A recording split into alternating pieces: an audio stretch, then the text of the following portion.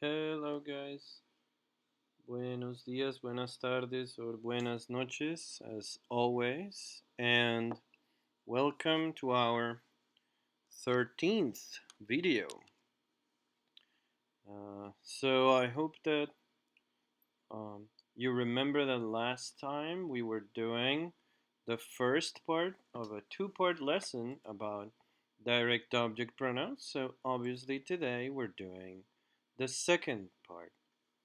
But now we're not going to be talking about English grammar. We're finally going to be talking about Spanish, which happens to be the main topic of our class, right? So, on to the topic. First, we're just going to start with a reminder of what we did last time. I'm going to use this simple English sentence: the boy eats the apple. So if you recall, we talked about subjects and direct objects. Who is the subject in the sentence the boy eats the apple?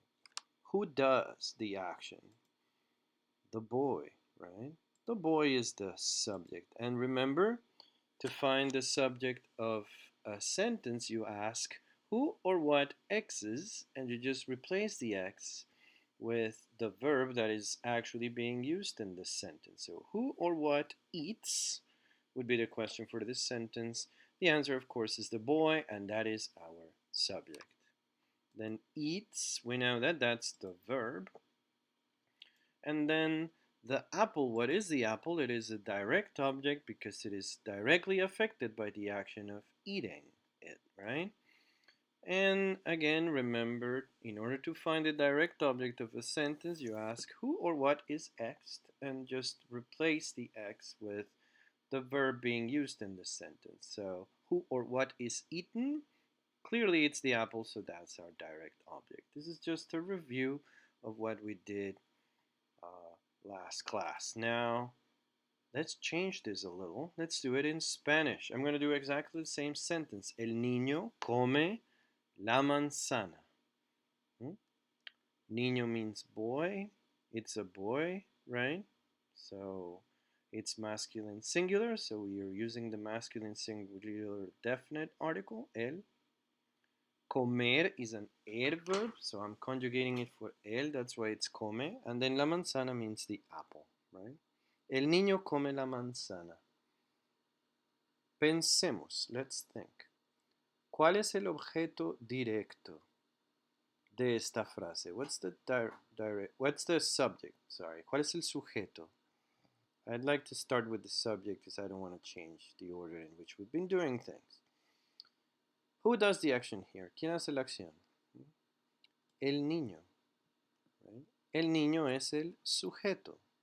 El niño is our subject. He is doing the action of comer, right? And remember, in order to find the subject, you ask who or what does X.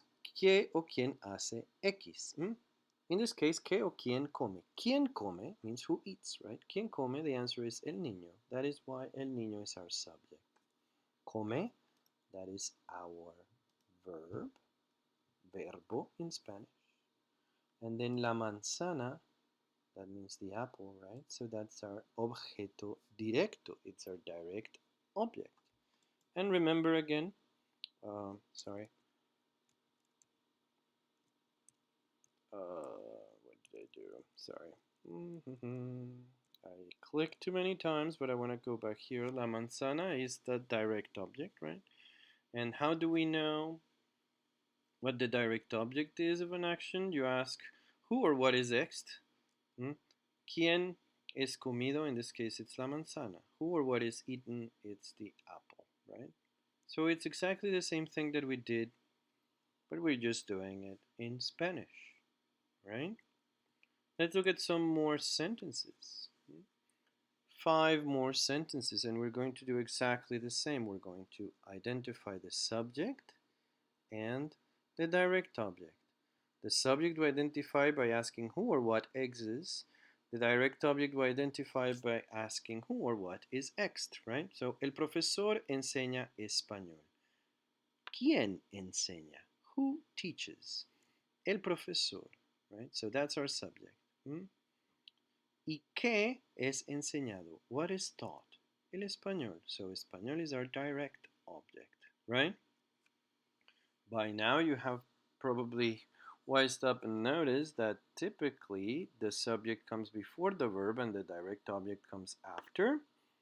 I did not give you that rule, however, because there are exceptions, but yes, generally that's the way it works. Los estudiantes odian al profesor. I hope you remember that fun verb. Odiar means to hate. So who does the hating here? The students, los estudiantes. Ese es el sujeto. Those are our subject. And then who's hated? The professor, of course. El profesor is our direct object. Los estudiantes odian la lección.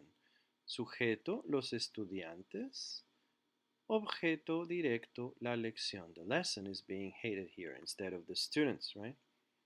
Now, an optimistic sentence. Los estudiantes aman el español. I hope you remember that amar means to love, right? Los estudiantes is our subject, sujeto los estudiantes, and then el español would be the direct object because it's the one directly affected by the action of being loved here, right? And another sentence about love. El estudiante ama a la estudiante. I like this one in Spanish because if you recall the example that we did in English for the last lesson, what it said was the male student loves the female student, but in Spanish you only need to change the definite article to make it clear that it's a male student that loves a female student, right? El estudiante ama a la estudiante. We get the information of their gender from the article, right? So, el estudiante is our subject. He's the one doing the loving. La estudiante is the one being loved. She's the direct object. As you have probably noticed, again, this is just review of what we did last class, but I just switched to Spanish, right? Now, I hope you also remember that nouns can be exchanged with pronouns, right? Pronouns are words that we use in order to replace nouns. So let's look at our 5 sentences and let's rewrite them by using a pronoun instead of the direct object. It looks like this. El profesor enseña español. We said that español is our direct object, so I changed it, right? El profesor lo enseña. That would mean the professor teaches it, right? And that lo is what means it, right? That's the pronoun. It replaces español. Los estudiantes odian al profesor. Los estudiantes lo odian. Notice that the Spanish here is showing clearly that this is a male professor, right? Lo. Los estudiantes lo odian. Los estudiantes odian la lección. Los estudiantes la odian. It changed, right? Lo odian when it's el profesor because this professor is male, right? La odian when it's the lesson because in Spanish, lesson, lección is feminine. So we're starting to see some differences here, right? We use lo when the direct object is masculine. We use la when the direct object is feminine, right? Let's look at the next one, the optimistic one. Los estudiantes aman el español. We said that the direct object here is el español, and that is masculine, right? So I'm going to use lo again, the same one that I used for el profesor. Los estudiantes lo aman. Because el español is masculine, right? And then here, el estudiante ama a la estudiante. We said that the direct object is la estudiante, the female student. She's female, so we're going to use the feminine version. We're going to say la ama. Okay? So this is just a short introduction to how direct object pronouns work. Notice that in the second column, we have an interesting phenomenon that is exactly the same as it would happen in English. These sentences are ambiguous, meaning it's not absolutely clear what they mean. That is why In most cases, pronouns are used only when it is clear what we are talking about. Typically because it appears in a previous sentence or because the conversation is happening between two speakers who know very well the context they're talking about.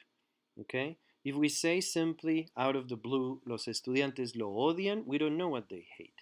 They could hate the professor, they could hate the book, they could hate, I don't know, the car, the dog. It just needs to be one masculine thing, so it could be almost anything as long as it's masculine in Spanish. Same thing with el estudiante la ama. Yes, it could be a woman, but it could be his, I don't know, his daughter, his female cat, or I don't know, economics, which happens to be feminine, right? La economía, el estudiante la ama. He loves economics, right? So sentences with pronouns instead of nouns are ambiguous, okay? So as we said, these words in red in the second column, lo, la, those are direct object pronouns. And they're simply words that we use to replace nouns, but we use them typically only when we know what we're talking about, as I just said. And I also want you to note, by looking at a couple sentences from the first column, again, that in Spanish, when the direct object is a person, that direct object is preceded by a little word a. Look at the last sentence. El estudiante ama a la estudiante. We said that la estudiante is the direct object, right? Because she's the one being loved. Remember, we asked that question. Who is ext? In this case, who is loved? ¿Quién es amada? La estudiante, right? But we don't say el estudiante ama la estudiante. We said el estudiante ama a la estudiante. When the direct object is a person, we need that little word a before it, okay? That's just a very peculiar rule that we have in Spanish and that happens to distinguish it from other Romance languages, okay? But don't worry too much about that. I just wanted to mention it for your illustration, right? This is not a part of the main topic here.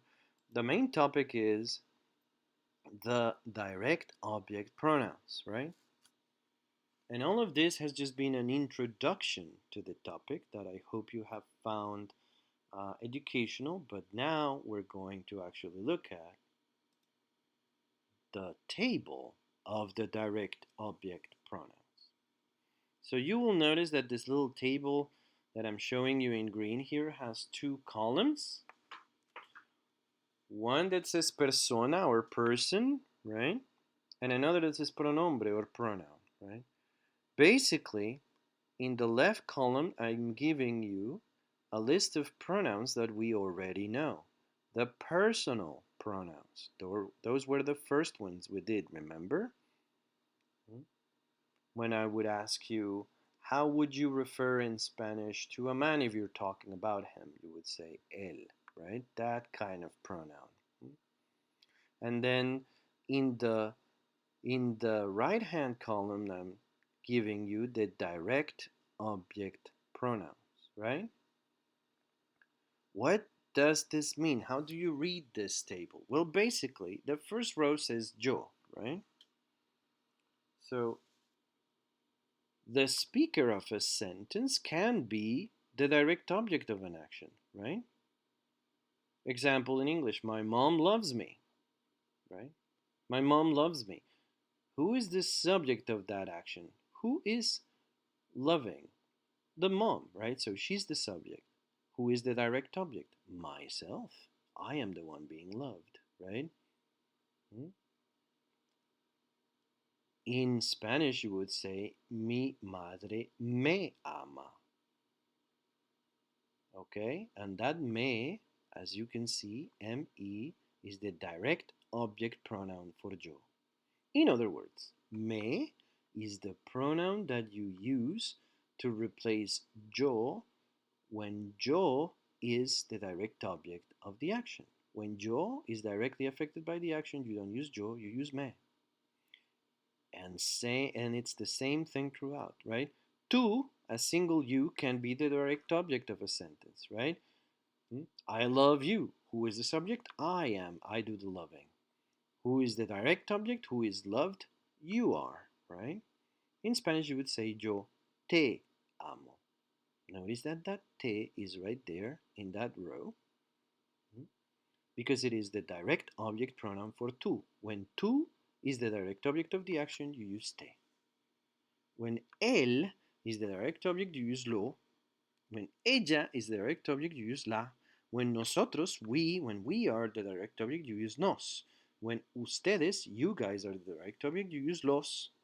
When ellos, meaning a masculine group, are the direct object, you would use los. And when ellas, a feminine group, are the direct object, you use las. Okay? Notice as well, however, that in 4 of these rows I'm giving you additional information. Under él, I said masculine singular. Under ella, I said feminine singular. What do I mean by this? Well, direct objects are not only people, right? You can do actions that affect not only people but also things, right?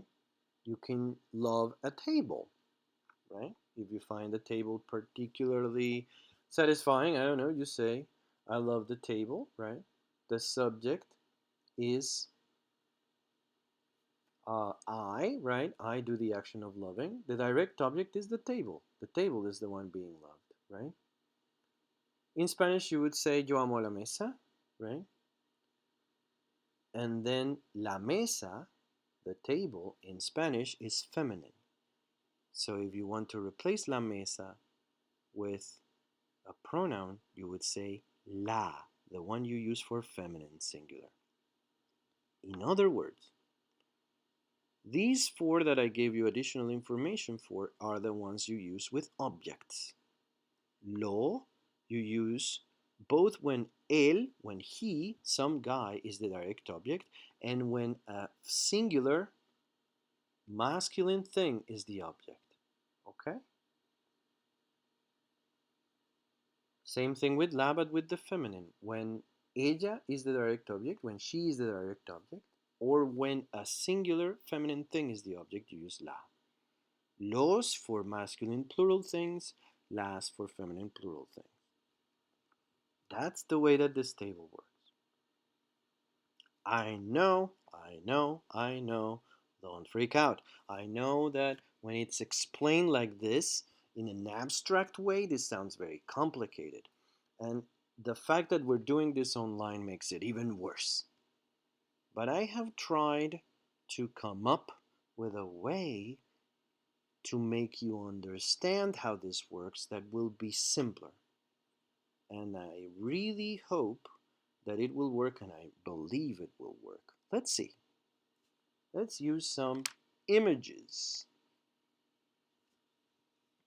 I know that's a silly one, but well, this is actually the sentence we started the lesson with, right? The boy eats the apple. Remember how we said that in Spanish? El niño come la manzana. El niño come la manzana. That is how you say this in Spanish. Now let's think for a minute.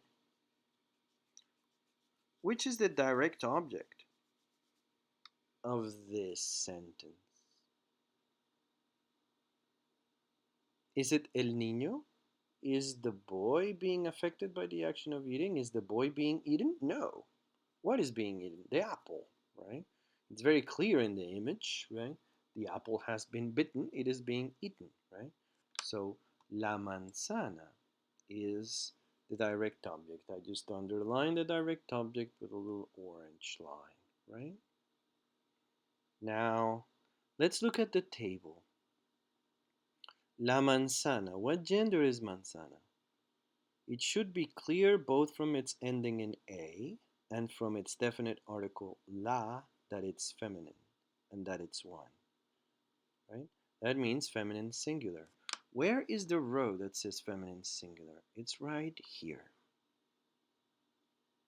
What does that mean? It means that when we're going to replace the manzana with a pronoun, we need to use la. How would we do that? We would rewrite the sentence like this. El niño la come. Notice that I got rid of la manzana because that is what I want to do. I want to replace this long noun with a pronoun which is shorter and more practical. That is the whole idea. So I got rid of that. What did I do instead? I inserted the pronoun that corresponds to one feminine thing, which would be la, right? And where did I put it? I put it before the verb, okay? After the subject, after el niño, but before the verb. This rule about the position of the direct object pronoun is important, okay?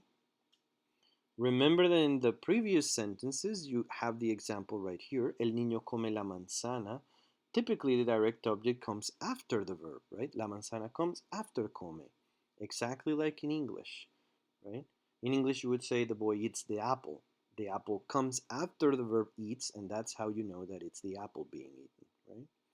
But in Spanish, when you change it for a pronoun, you put the pronoun before the verb.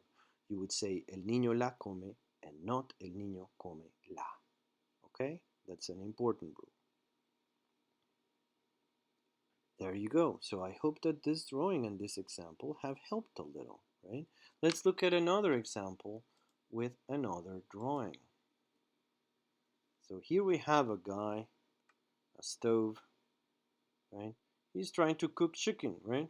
The chicken is proving not very cooperative, unfortunately. But what I want to say here is simply the man cooks the chicken, right? I'm going to assume that he's not going to listen to the begging and he's just going to cook the damn chicken. Okay. The man cooks the chicken. How do you say that in Spanish? The man is el hombre. Okay. How do you say to cook? Does anyone remember? It's an ar verb. It's cocinar. And we want to conjugate it for el hombre. So it would be cocina. El hombre cocina. And does anyone remember how you say chicken? El pollo. So what's the sentence? El hombre cocina el pollo. El hombre cocina el pollo. The man cooks the chicken. Now, which is the direct object here? Who's being cooked? It's not the man. That would be a very different joke. It's the chicken being cooked. El pollo. That's our direct object. Now, let's think for a minute. That's our direct object, right? What gender is el pollo? There are two clues. One is the ending in O. The other is the definite article el. Both of those tell us that this is masculine. Now, how many chickens? One, right? This means that el pollo is masculine singular. Look at the table. Which row says masculine singular? Which direct object pronoun do we use for masculine singular things? I think you already saw it. It's right here. It's lo.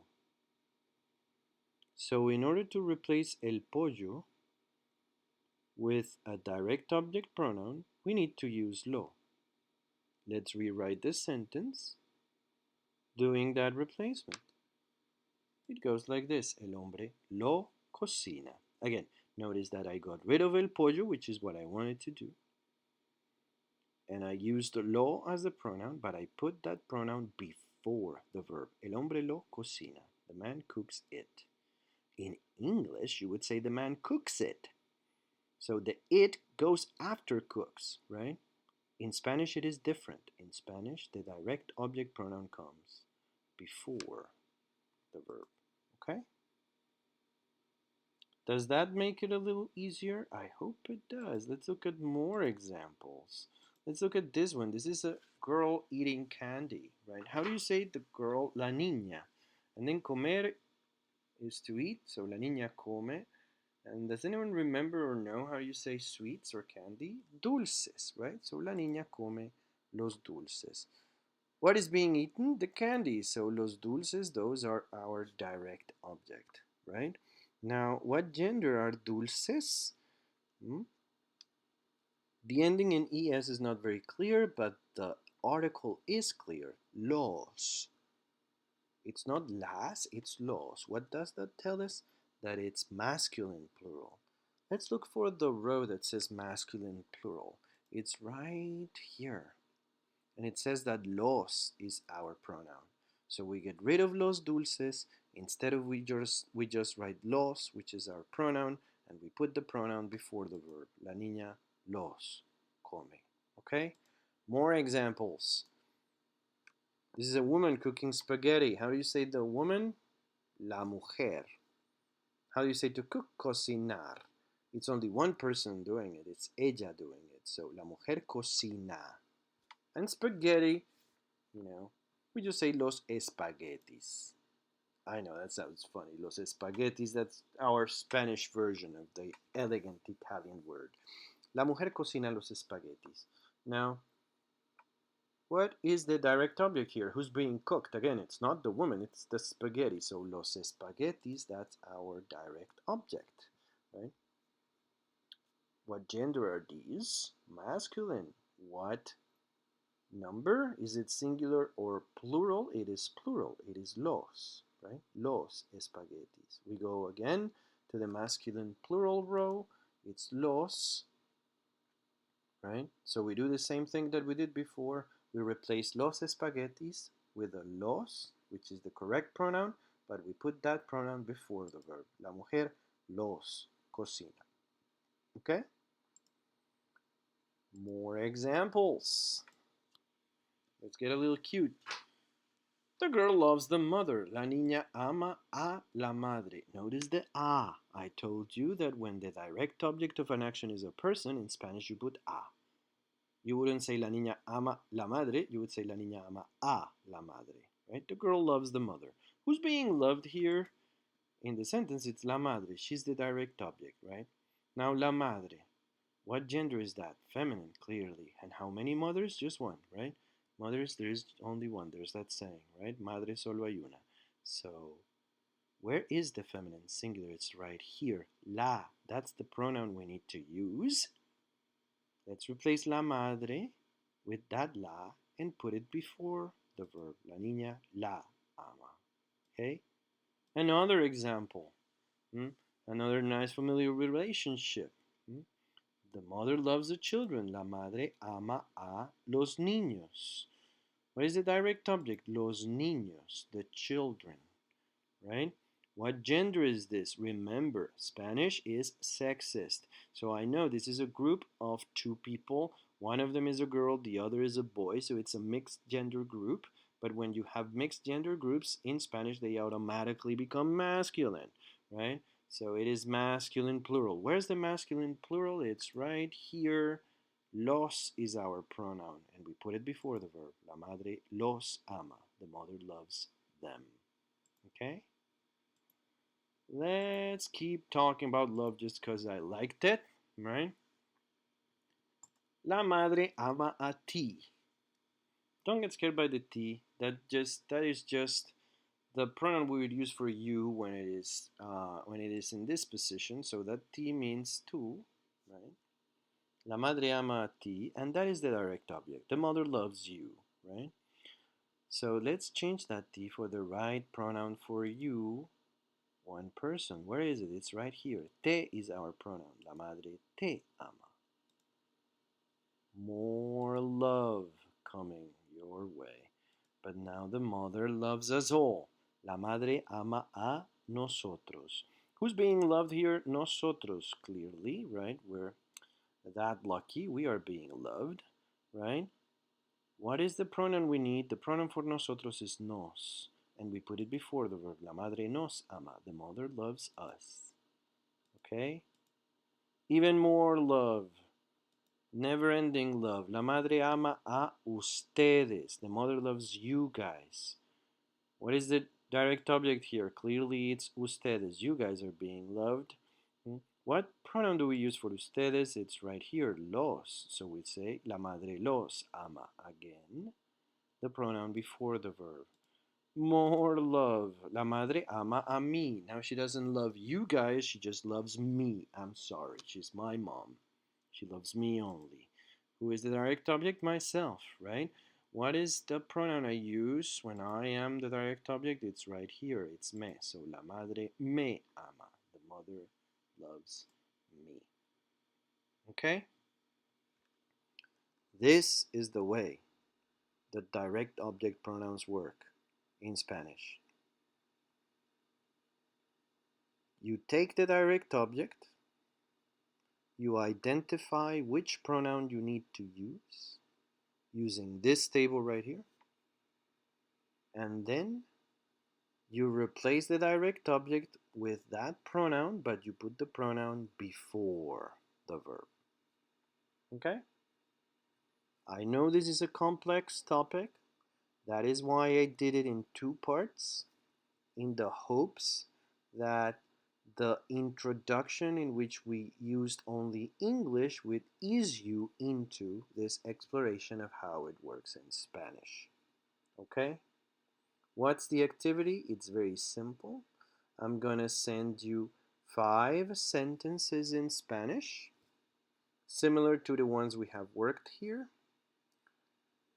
and similar to the ones we have worked with here, and they're gonna have a subject, a verb, and a direct object, super simple sentences, and the only thing I need you to do is change the direct object for its correct pronoun and rewrite the sentence, following the rule. Put the pronoun before the verb. Okay? So basically the same exercise we did with these images. Of course, use the table in this video for reference, and the sentences will be in the body of the email and the Blackboard announcement that I will send you with the link to this video. Okay? Stay strong. I'm really, really happy to have received activities from a couple students that had been missing in action for a while. They had some issues, but they're back in the game. I'm so glad to have you guys back. Please keep on sending stuff. Even if you have been, missing a lot of assignments, don't worry. Just send me the whole batch. I'll grade them. I'll add them to your total. Okay? Stay strong, stay focused. We're almost at the finish line. Gracias, muchachos. See you tomorrow. Bye bye.